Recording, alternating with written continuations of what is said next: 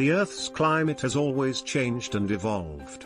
Climate change is the long-term changes in temperature and weather patterns which is due to natural causes such as volcanic eruptions, floodings, and forest fires, but quite a few of them are due to human activities.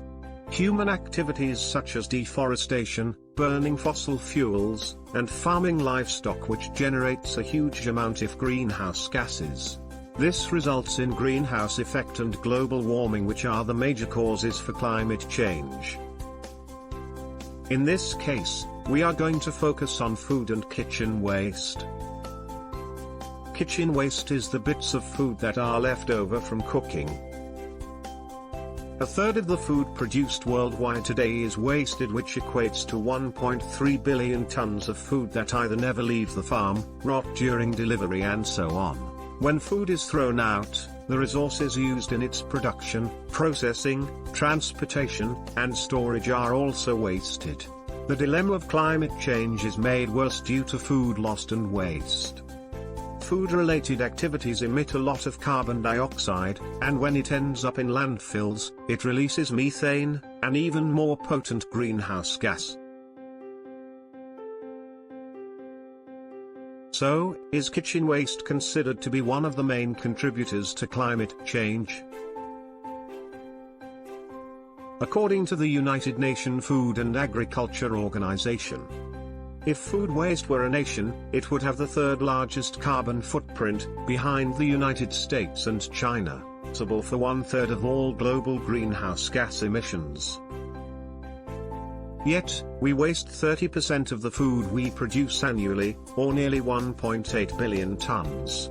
And if we as a planet completely stopped wasting food, we would get rid of 8% of our overall emissions.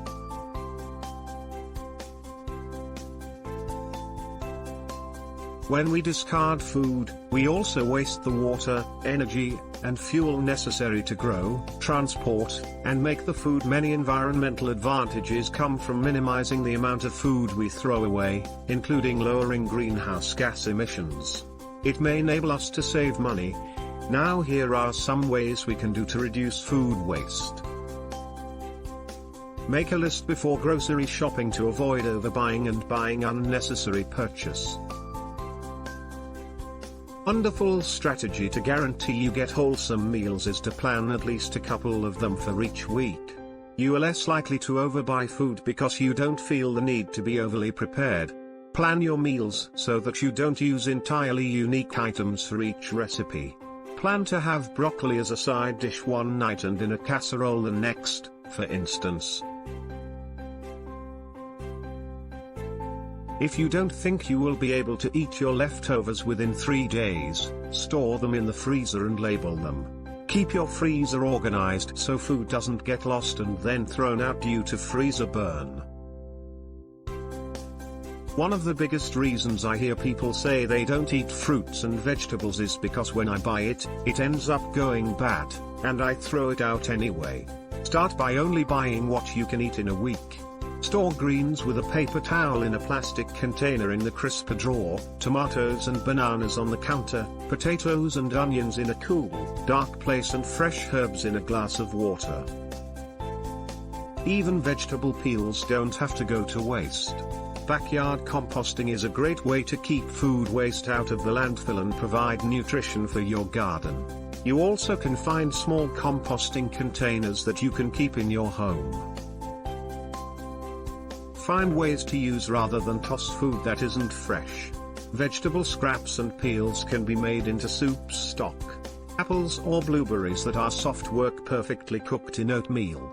You can even use stale bread to make croutons or an egg strata. Slightly wilted vegetables are great for soups or stir fries. One of the best things about soup is you can make it out of pretty much anything. One of the main problems our planet is currently dealing with is climate change. There are many things you can do to keep them informed, even though some individuals are unaware of how much it affects the globe. We'll go over some simple methods to bring up climate change in conversation before moving on to steps you can take to spread the word in your neighborhood. Use credible articles to connect with all of your family and friends. Search online for climate change related videos, news stories, and fresh research from reputable organizations like the EPA, NOAA, or NASA. Share the links on your Facebook, Twitter, and Instagram accounts, and urge others to do the same. It's a terrific technique to bring the most attention to the issue because many individuals obtain their information online. Provide skeptics with the information and data you've collected to persuade them.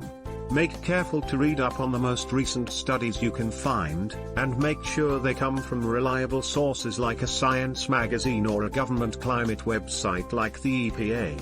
When discussing climate change with someone, concentrate on the scientific evidence because it tends to be more persuasive. Reach your community's residents with some straightforward signs. Either create your own poster or choose from a variety of ready-made options online. On your poster, include some information that will help you make your point, like statistics about the melting of glaciers or forecasts of rising sea levels.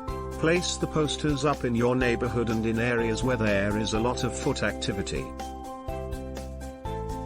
Tell your elected officials that climate change is a serious issue. Policies that enhance the environment and control emissions can be adopted with the assistance of your local government. Vote for candidates who support tackling climate change and of green policies.